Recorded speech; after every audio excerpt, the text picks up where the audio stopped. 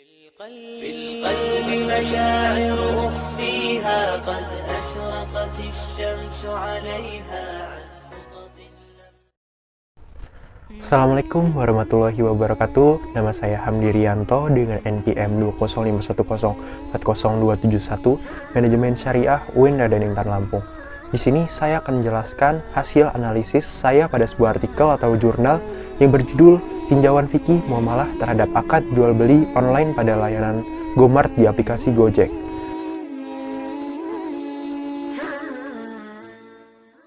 Gojek adalah perusahaan yang berdiri sejak tahun 2010. Perkembangan perusahaan ini begitu pesat, apalagi di tahun 2015 setelah munculnya aplikasi yang di dalamnya terdapat 3 layanan yang ditawarkan, yaitu GoRide, GoSend, dan GoMart. Gojek memberikan dampak ekonomi yang positif untuk negara Indonesia. Seperti yang dilansir Kompasiana, di akhir tahun 2018, Gojek menyumbangkan sekitar 44,2 triliun rupiah. Perusahaan ini sudah membuka cabang di beberapa negara di Asia Tenggara. Pada tahun 2020, Gojek memiliki lebih dari 10 layanan yang ditawarkan, di antaranya GoRide, GoCar, GoSend, GoMart, GoFood, GoMate, GoBluebird, GoBook, GoPay, GoSur, dan masih banyak lagi lainnya. Perusahaan Gojek menawarkan banyak layanan dengan prosedur yang berbeda-beda, antara yang satu dengan yang lainnya. Prosedur layanan Gojek dapat dilihat melalui laman resminya, yaitu www.gojek.com. Akan tetapi, pada pembahasan kali ini, saya hanya akan berfokus untuk membahas layanan GoMart yang ditawarkan oleh perusahaan Gojek.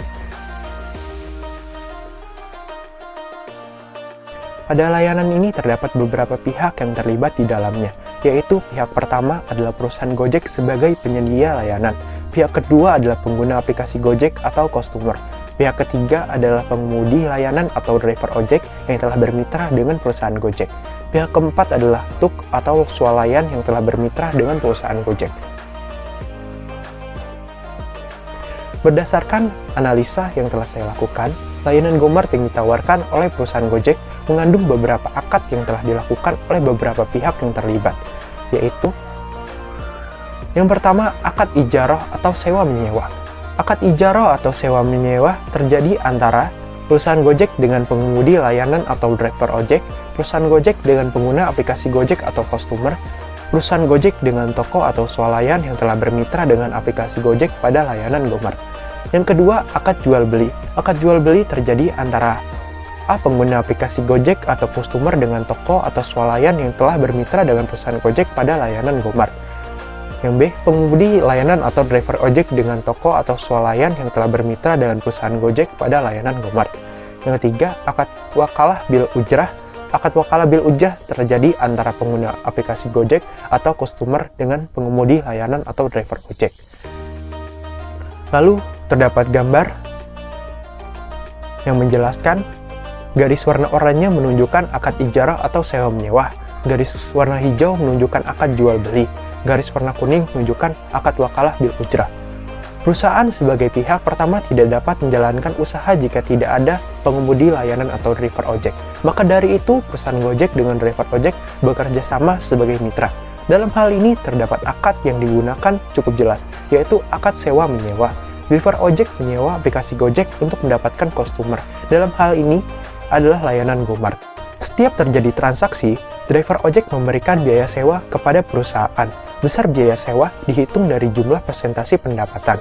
Hal seperti ini juga berlaku untuk toko atau swalayan yang telah bermitra dengan perusahaan Gojek.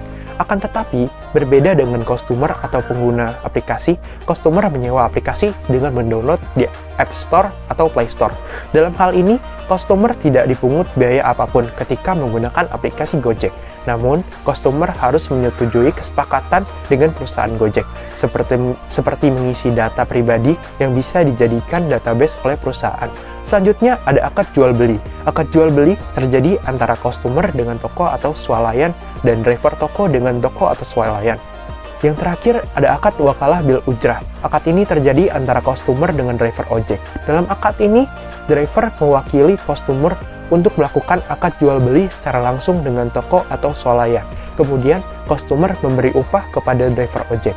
Pemberian upah ini didasarkan dari hadis Rasulullah yang berbunyi, ويجوز التوكيل بجعل وغير جعل، فإن النبي صلى الله عليه وآله وسلم وكل أنيس في إقامة الحد، وعروة في شراء شاة، وأبا رافع في قبول النكاح بغير جعل، وكان يبعث عماله لقبض الصدقات. 468.6 صاد. جدار الحديث 2004 القاهرة المغنى لابن قدامة ويجعل لهم عمالة. Yang artinya, akad taukilah atau wakalah boleh dilakukan baik dengan imbalan maupun tanpa imbalan.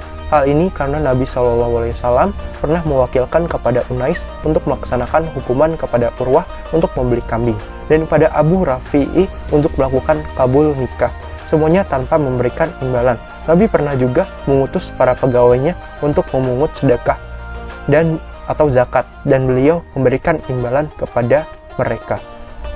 Ibnu Qudamah Al-Mughni, Kairo, Darul Al-Hadis 2004, juz 6, halaman 468.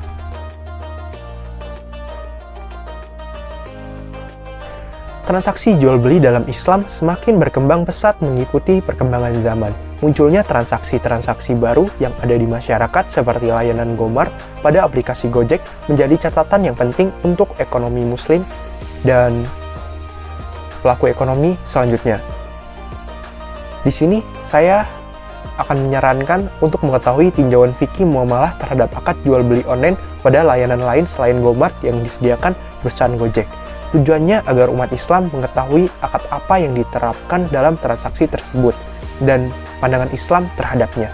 Demikianlah hasil analisa yang dapat saya sampaikan. Saya akhiri. Wabillahi taufiq wal hidayah. Wassalamualaikum warahmatullahi wabarakatuh.